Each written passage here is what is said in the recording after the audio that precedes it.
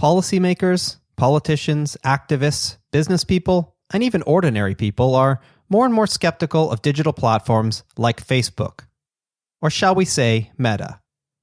This skepticism is not just about the murky decision-making power of algorithms. It's also that there is increasing awareness about the operation of digital platforms as private entities. Entities which, even if they have some values as mediums of publicity or some public utility, are not publicly owned. Put simply, whatever they say about their mission, digital platforms, ranging from Facebook to Google to Amazon to Airbnb to Uber, are first and foremost about making money. Making money in a way that relies substantially on extracting data about us, what we do, when, where, and how we do things, as well as our explicit signals about why. Very often, this extraction also enables an approximation of who we might be. It is true that data mining can divulge intimate personal details about us. But what is principally happening in such processes is the construction of user models, a profile which we match, often fairly precisely. A model of a situated user that can be targeted for advertising or marketing or triggered in various ways to remain faithful to the platform. And when users are faithful to these platforms, they generate yet more data for extraction. These insights have inspired a revival of sorts amongst political economy and Marxist approaches to media, towards a new critique of digital or platform capitalism. But is this capitalism? Or is it, as suggested speculatively by Mackenzie Wark, something worse?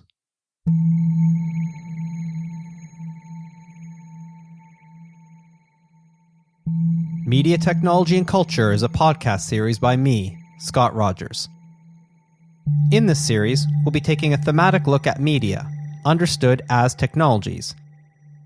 We'll explore the histories of media, as well as more recent developments, and not always necessarily in a linear progression. Some of you listeners will also be students in my module, Media Technology and Culture, in which we'll discuss and work on some of these themes in more detail.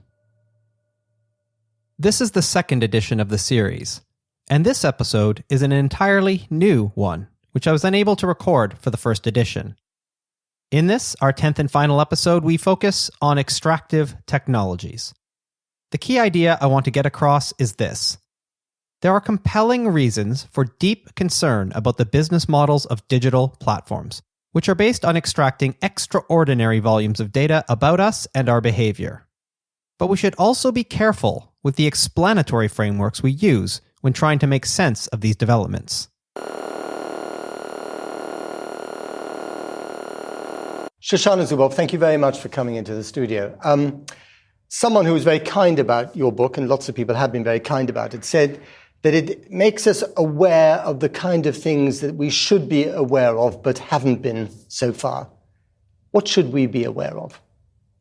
I think we should be aware of that the digital world that has formed itself around us and the road to a digital future that we're on right now is something that has been hijacked by what I regard as a rogue economic logic that I call, of course, surveillance capitalism. The surveillance capitalists have tried to get us to believe that their practices are the inevitable outgrowth of digital technologies. If we want digital, then we have to go along with their surveillance operations and the consequences of those operations. Shoshana Zuboff's 2019 book, The Age of Surveillance Capitalism, has had a significant and high-profile impact in debates about digital technologies today, not just among scholars. The book has been widely reviewed across mainstream media. On its paperback cover, it's prominently presented as an international bestseller and a Barack Obama pick of 2019.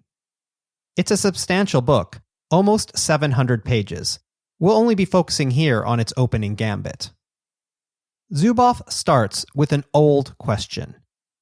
Will we be at home or exile with technological change? This is a familiar theme for Zuboff. It was also at the heart of her 1988 book, In the Age of the Smart Machine, in which she considered the implications of information technologies in the workplace. Now, Zuboff says, we can no longer limit our frame of reference to working life. The tension we experience today between home and exile relates to raw life itself. Here's a quote. "The sense of home slipping away provokes an unbearable yearning. The Portuguese have a name for this feeling, saudade, a word said to capture the homesickness and longing of separation from the homeland among emigrants across the centuries. Now, the disruptions of the 21st century have turned these exquisite anxieties and longings of dislocation into a universal story that engulfs each one of us." End quote. Depending on your point of view, you may find these appeals to home to be a little romantic. But we can put that to one side. Zubov's main point here is that these disruptions we are experiencing today are not inherently about technology. The remote control was supposed to make our lives easier, but it can be a technology tar pit for people with failing eyesight or arthritic hands. For them, the gesture pendant. What we want to do is make a system that can help people control the devices through simple gesture. An infrared system linked to household devices recognizes pre-programmed gestures and responds. One of Zubov's starting examples is the Aware Home, an experimental research program at the Georgia Institute of Technology, also known as Georgia Tech, which includes an actual 5,000 square foot home. Zubov focuses on the early days of the Aware Home, at the beginning of the 21st century, when it, along with other experiments in the then emerging field of ubiquitous computing, was emerging as a precursor to the smart home we hear about so much today. A home filled with more and more devices making up the so-called Internet of Things, which we discussed in episode 6. The prevailing assumption of the engineers and computer scientists building the early Aware Home was that technologies were there to serve the home's occupant. A technology like the infrared gesture pendant you just heard about was principally about accessibility. It's an example of how the early Aware Home placed a priority on users trusting technologies to provide for their needs. A trust built not only on their usability, but their understandability, and crucially, their preservation of the user's individual sovereignty. The smart homes we are seeing emerge today, infused by the Internet of Things, are not like this. Zubov gives the example of the Google Nest smart thermostat. Like the experimental technologies imagined for the Aware Home, Google Nest works by collecting data so as to learn about the home environment and its dwellers' behaviors. With this data, it can actuate various adjustments to the home systems or notify its users about actions they might take. But there's a difference. To fully use Google Nest in your home, you need to enter into a series of legal frameworks. A privacy policy, a terms of service agreement, and end-user licensing agreement. Zubov does not split hairs here. These stipulations are oppressive on your individual privacy and security because they lay unilateral claim to, quote, your experience and the knowledge that flows from it, end quote. And you really don't have a choice.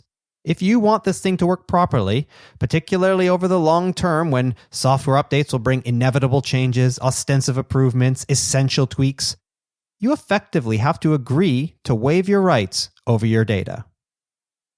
It is becoming very commonplace for us to give this contractual consent about our data. Zubov suggests it's as if everyday life today involves repeatedly entering into a new kind of Faustian compact, a deal with the devil. A deal from which we cannot extricate ourselves, even though we know it's unfair. A situation on which we are so dependent, we need to console ourselves with sentiments like, I have nothing to hide.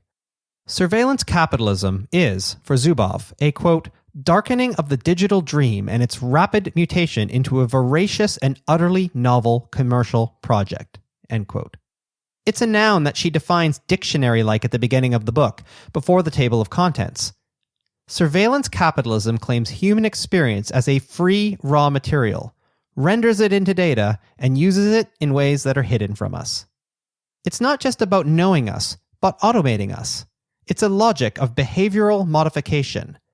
In historical terms, it's a rogue mutation of capitalism, a new era in which we are seeing unprecedented concentrations of wealth, knowledge, and power. It's a threat to human nature, parallel to the Industrial Revolution, and an expropriation of human rights and sovereignty. All right. Now, I just want to say a few things, and then we'll ring this bell and we'll get back to work. Right now, this all seems like a big deal. Going public is an important milestone in our history. But here's the thing. Our mission isn't to be a public company. Our mission is to make the world more open and connected.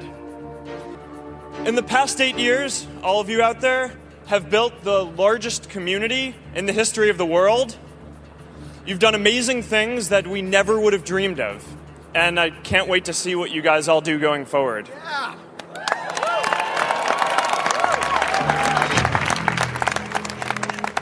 You're hearing Mark Zuckerberg address Facebook employees before he rung the bell opening the NASDAQ market on 18th of May, 2012, when Facebook held its initial public offering, or IPO.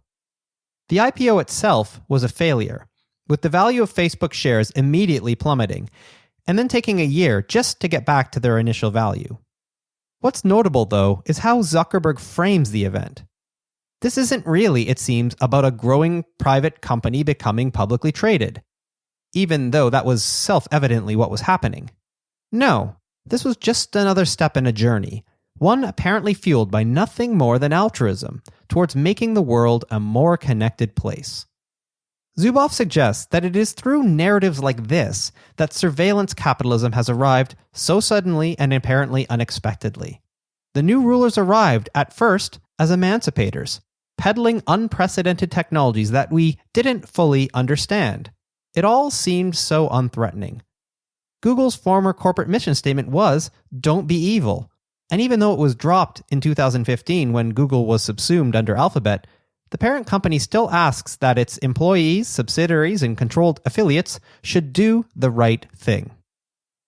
The unprecedented complexity and apparent unknowability of the technologies at hand is often put forward as the chief problem of our time. But Zuboff argues unequivocally for a strong explanatory order of priority. Quote, "Our effort to confront the unprecedented begins with the recognition that we hunt the puppet master, not the puppet. A first challenge to comprehension is the confusion between surveillance capitalism and the technologies it employs. Surveillance capitalism is not technology. It is a logic that imbues technology and commands it into action. Surveillance capitalism is a market form that is unimaginable outside the digital milieu, but it is not the same as the digital.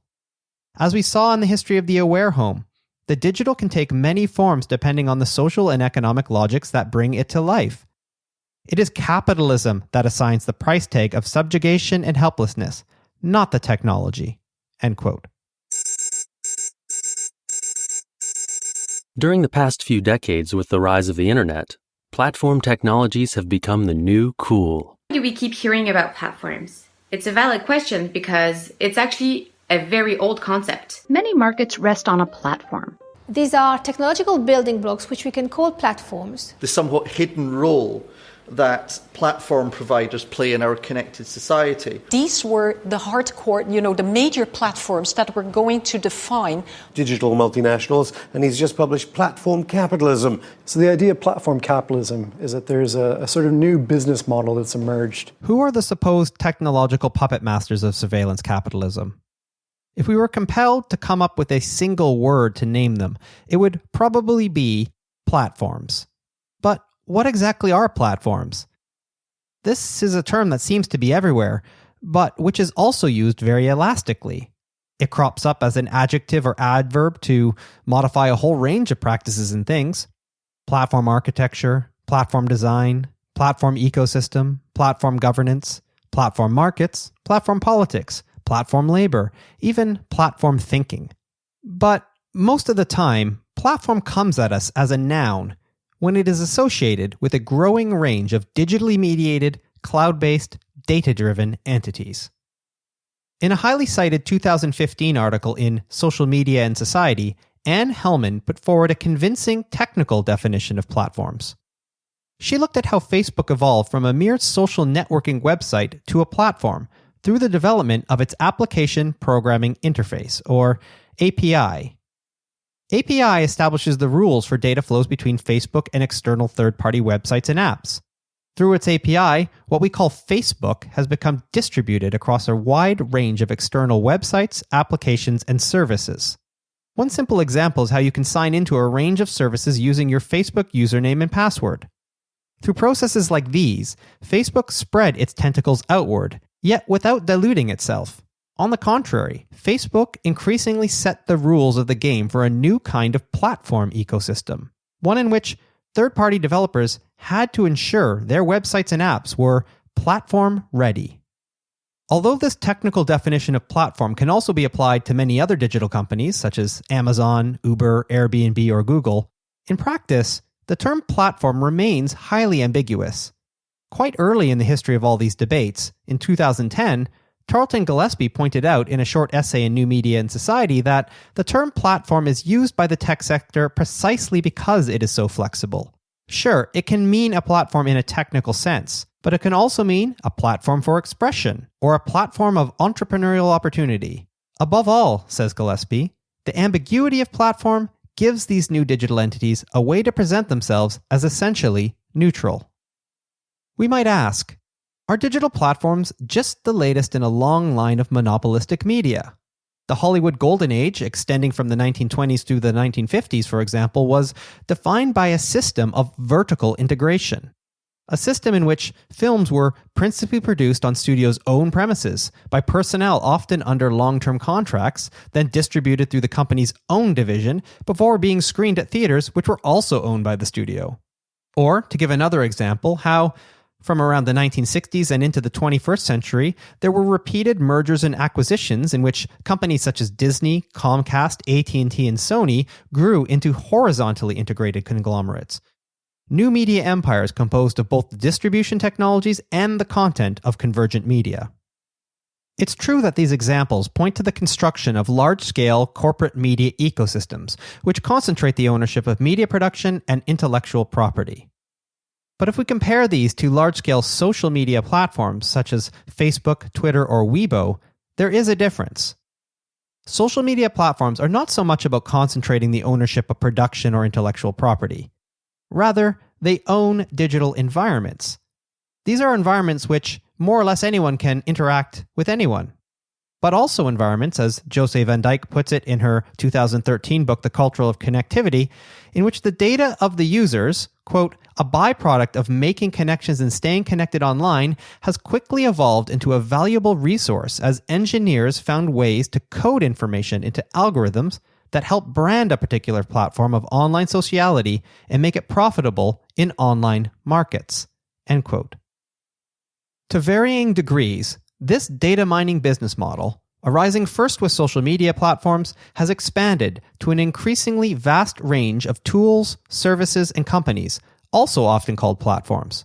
Netflix, Spotify, Google, PayPal, Deliveroo, Uber, Indeed, Amazon, and Airbnb, for example, are among a growing range of platforms offering video on demand, music streaming, search, payment, services, food delivery, urban transport, job listings, shopping, and accommodation. In her influential 2018 book, The Platform Society, written with Thomas Powell and Martine Duval, Van Dyke has argued that the proliferation of this platform model is unevenly reshaping societies around the world, and posing difficult questions around how such societies might still prioritize public values. But for many authors, including, for example, Nick Cernicek, these developments represent a systemic shift to a set of new business models. A whole series of companies now model themselves as platforms, seeking, in different ways, to derive economic growth from a new raw material, data. In the face of declining profitability in manufacturing, Cernicek says, we are now witnessing the rise of a platform capitalism.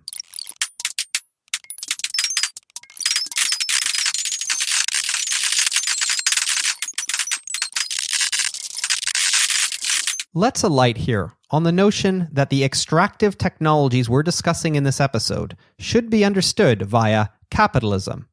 That is, capitalism as an explanatory framework. as a way of understanding what might really be going on here. If we want to be precise about this sort of thing, it would perhaps make sense to draw on a Marxian analysis. For this, we can turn to Mackenzie Wark. In her 2019 book, Capital is Dead, Wark reflects on the long trajectory of her work into the new kinds of class relations which come about when information becomes property. Where Wark goes with this is striking. She questions whether our emerging conditions should really be called capitalism at all. One of the things I think is symptomatic of a kind of blockage in thinking is when the language starts to feel like it's not really doing the work. And so we talk about capitalism, but then we keep putting modifiers on the front of it. So, and the latest is to call it neoliberal capitalism. So it's like, wait a minute, you're using a modifier that itself also has a modifier on it, which just seems to me to be bad poetry.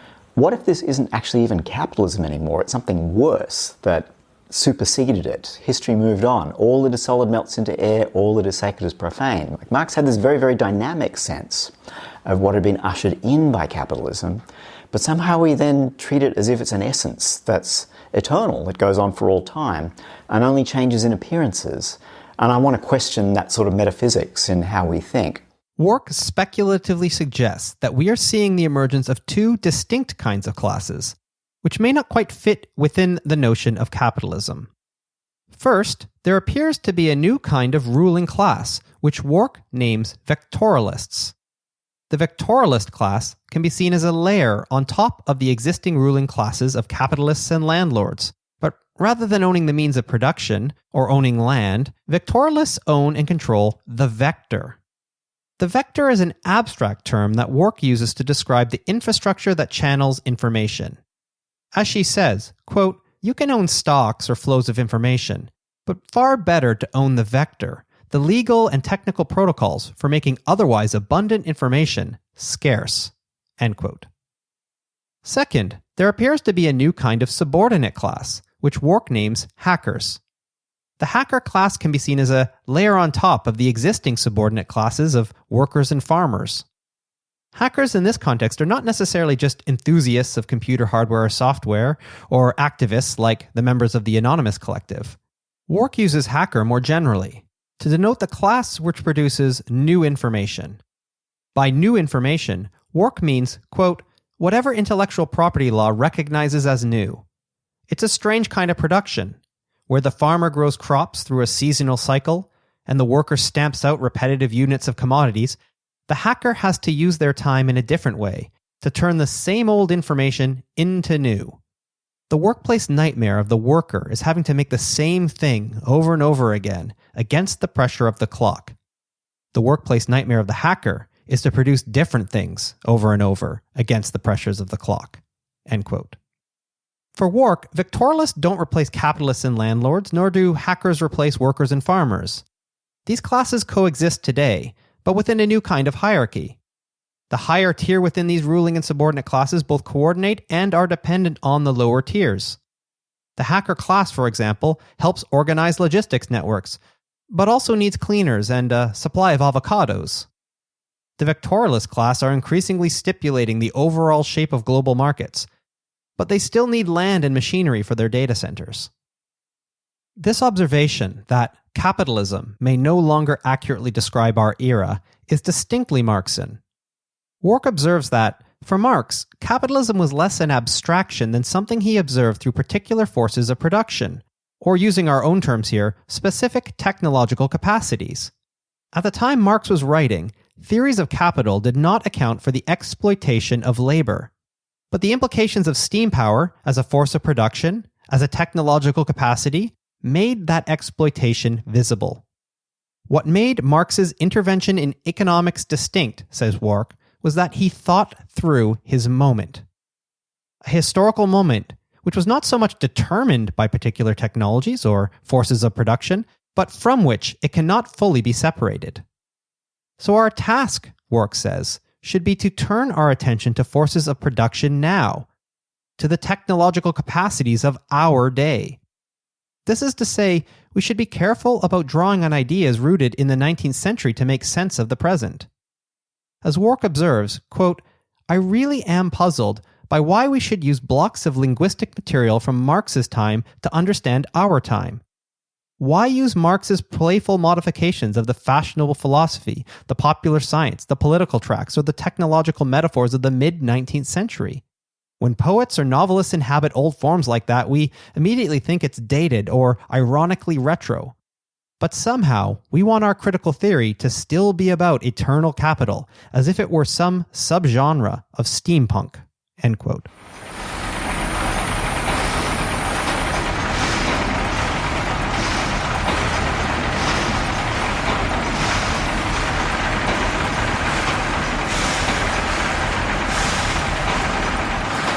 It's also worth reflecting critically on what scholars are doing when we appeal to explanatory frameworks such as capitalism. The geographer Clive Barnett has argued, for example, that the frequent invocation of neoliberalism is too often a form of consolation for left academics. It conveniently allows us to gesture, often without expansion, at what's really going on in any complex situation, dismissing what doesn't fit as mere surface appearances. And at the same time, it gives us a way to align ourselves in the academy with those out there that we style as acting from a position of contestation or resistance. The issue is not so much the value of concepts such as capitalism or neoliberalism. These are ideas around which real-world and tangible struggles, organizations, programs, laws, and regulations are built. If scholars, activists, politicians, regulators, or others think that our current situation is one of economic crisis or emergence, it is not necessarily wrong to conceptualize this as a problem vis-à-vis capitalism. But capitalism, as an overarching explanatory label, can have its limits. The reason is simple.